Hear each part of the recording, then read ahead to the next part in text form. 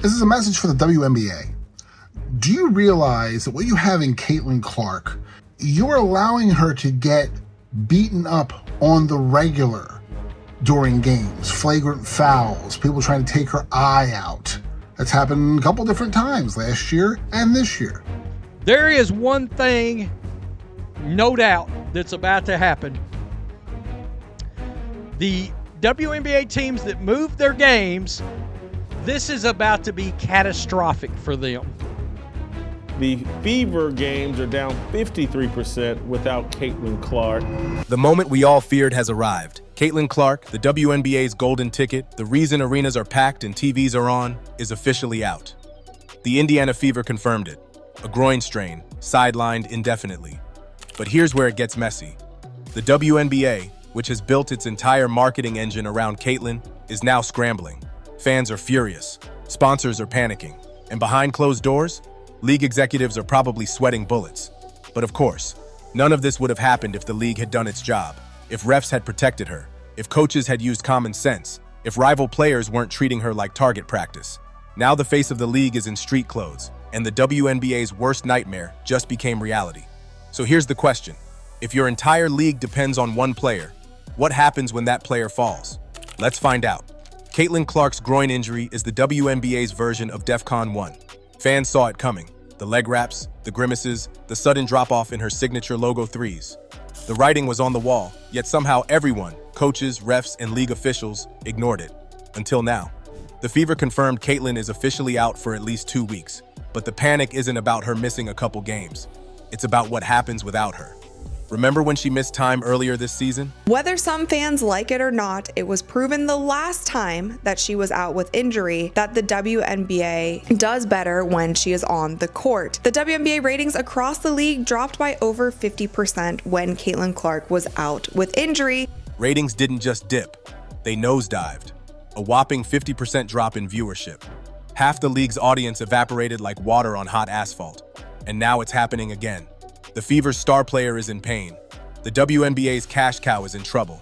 Now the whole league seems worried, like they're scrambling to find tips on how to survive a total disaster.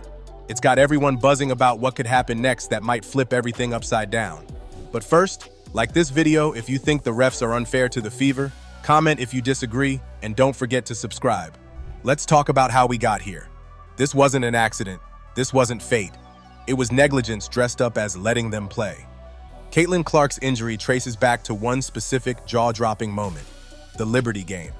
Liberty players came in swinging, literally. Body checks, head bumps, shoulder slams, and what did the refs do? Nothing. Natasha Cloud ripped the ball from Caitlin with enough force to twist her body, and no whistle, no foul, just vibes, and the damage didn't stop there. Caitlin took hits to the back, the head. She limped through the game like a soldier crawling through a minefield while the referees blindfolded themselves and called it fair play. Fans weren't just mad, they were incandescent with rage. Social media exploded, hashtags like #ProtectCaitlin trending worldwide. The message was loud. If the WNBA can't keep its biggest star safe, why should fans keep watching? But oh, it gets worse. Because this isn't just about one game, it's about a culture. A festering, ugly culture of jealousy and resentment.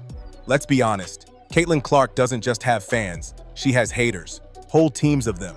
Players who resent the headlines, the endorsements, the viral highlights. Players who've decided that if they can't outplay her, they'll outmuscle her. And the refs? Apparently they've decided to sit back, sip their iced coffee, and enjoy the show.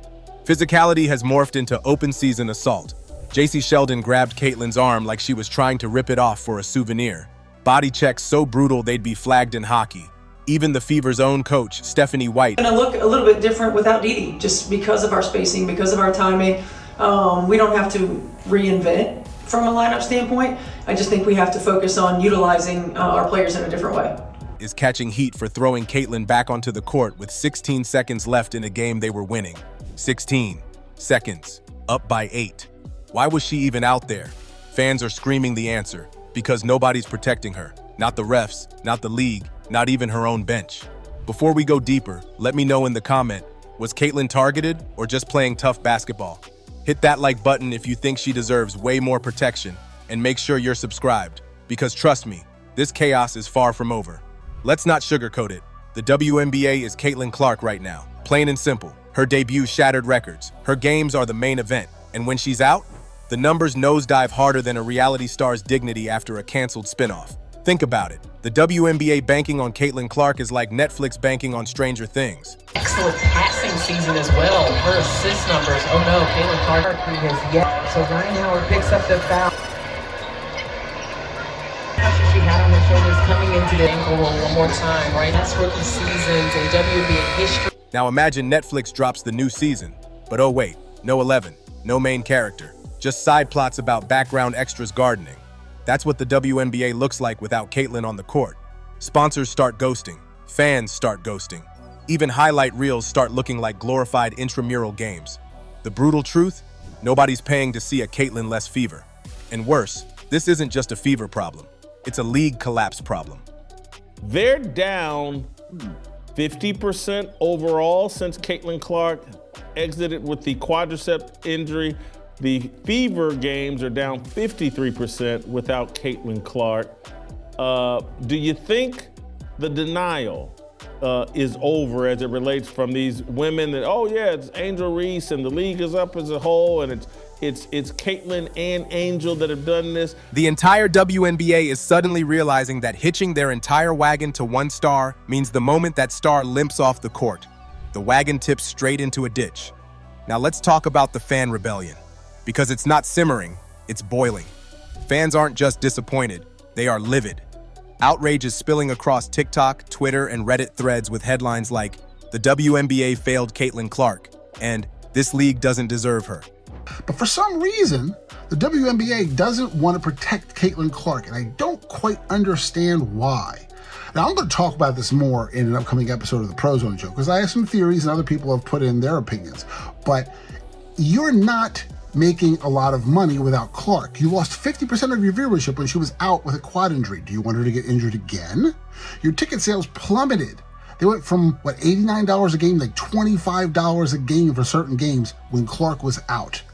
You're getting money from the NBA to keep you alive. Wouldn't you like to be sustainable on your own? And you can do that by building up around Caitlin Clark. She puts butts in the seats and she inspires young women to come and play college basketball and potentially pro basketball.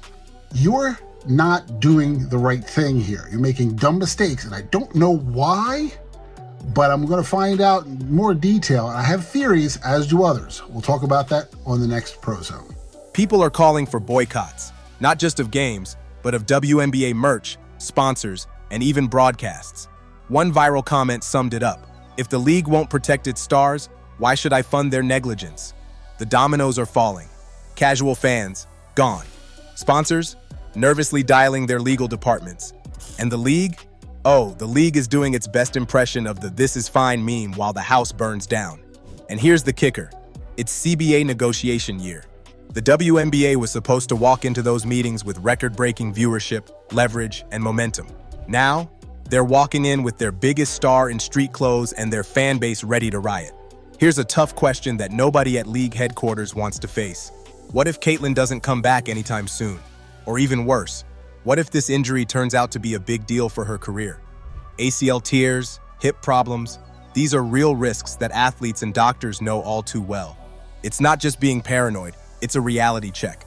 Compensation injuries happen. You have to be careful of is if, say you try to rush her back from this injury as well, then you're getting into this territory where a very serious injury can happen. Caitlin's groin strain didn't just appear out of nowhere. It's the result of months playing through pain, bulking up to handle rough fouls, and jumping back into games when she really should have been resting. The whole WNBA has been living on borrowed time, hoping their star player could hold everything together without breaking. The WNBA, you still have time because obviously there are still tickets left. There are still tickets left. And normally there are very few, if any, tickets left for any of the Caitlin Clark games. If we're being honest, it is normally had been really hard to get tickets for Caitlin Clark games. But it doesn't seem to be as hard this year. And first of all, doesn't seem to be as hard. Second of all, she's injured. And not only that, they're promoting the game with two injured players. They are promoting the game with two players that have a 50-50 chance of playing, because let's be real with Nafisa Collier. Like, this could be Alyssa Thomas's MVP. And now, the signs of wear and tear are clear. Without Caitlin Clark lighting up the court, nailing those logo threes, and giving TikTok its daily dose of highlights, what do we have left? A league struggling to stay afloat, hoping for better ratings, and realizing that ignoring issues won't make them disappear. So yeah, chaos, disaster, implosion, pick your word. The WNBA is living it right now. Caitlin Clark's injury isn't just a sports headline, it's a crisis. And unless something changes fast, this might just be the moment that defines whether the WNBA levels up or crashes out. What do you think? Is this a turning point for the WNBA or the beginning of a full-blown collapse? Drop your thoughts below. Smash that subscribe button if you're following every twist in the Caitlin Clark saga, and I'll see you in the next one. Unless the league gives us another disaster before then.